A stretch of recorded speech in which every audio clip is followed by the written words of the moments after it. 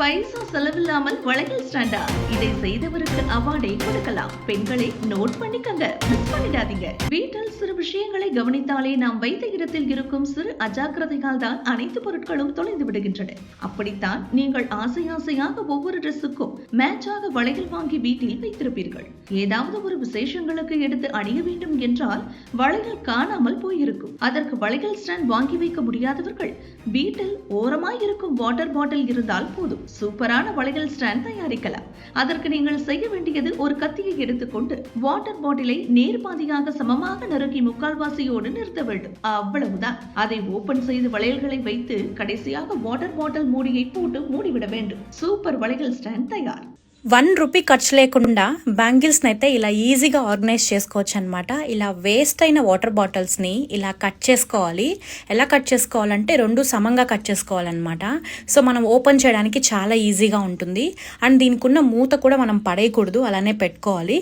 చూస్తున్నారు కదా, బ్యాంగిల్స్ అయితే ఇలా పెట్టేసుకోవచ్చు.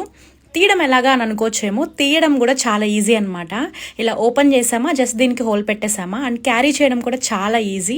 ఇలా ரியூசபிள் చేసుకో. அதே போல எப்பொழுது பார்த்தாலும் நீங்கள் போனுக்கு சார்ஜ் போடும் பின் அந்த பின்னின் ஓரங்களில் சற்று எடுத்துவிடும். அதுவே நாளடைவில் சார்ஜர் வயர் அறுந்து விடுவதற்கு காரணமாக அமைந்துவிடும். அது நீங்கள் உங்கள் போனுக்கு வாங்கிய ஒரிஜினல் சார்ஜர் பின்னாக இருக்கும். பல இடங்களில் தேடினாலும் அதுபோல் பின் அமைவது கடினம். இதனால் சிறிதாக அதை எடுத்துக்கொண்டு வரும்பொழுதே வாட்டர் பாட்டில் மூடியை வைத்து க்ளூ அல்லது கம் வைத்து ஒட்டினாலே போதும், பல வருடங்களுக்கு நிலைத்து நிற்கும். நாம் தினமும் பயன்படுத்தும் ஒன்று தலைமாறும் சீப்பு. அந்த ఛార్జింగ్ వైర్ ఇలా తెగిపోయినప్పుడు సింపుల్గా మనం ఇంట్లోనే దీనికి ఫిక్స్ ఇచ్చుకోవచ్చు అనమాట. ఇలా వేస్ట్ అయిన వాటర్ బాటిల్ మూతను తీసుకొని ఆ ఛార్జింగ్ వైర్ పట్టేలాగా కట్ చేసుకోవాలన్నమాట. కట్ చేసుకున్నాక ఈ మూతలో ఆ ఛార్జింగ్ వైర్ని పెట్టేసి, మన దగ్గర గ్లూ గన్ ఉంటుంది కదా, గ్లూ గన్ లేదా మనం ఫెవిక్విక్ కూడా వేసుకోవచ్చు.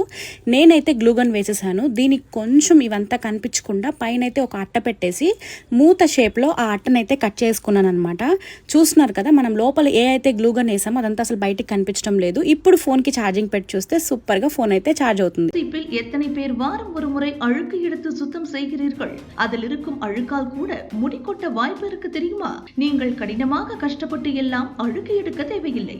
சீப்பில் பவுடரை தூவி வேஸ்ட் பிரஷ் வைத்து கிளீன் செய்தால் போதும், அழுக்கு தானாக ஓடிவிடும். அதன் பிறகு அதை துடைத்து உபயோகிக்கலாம் அல்லது கழுவியும் உபயோகிக்கலாம். அது உங்கள் விருப்பம். இப்படி சிறு சிறு விஷயங்களை நாம் கவனித்துக் கொள்வதன் மூலம் அது நீண்ட கால பராமரிப்பாகவும் இருக்கும்.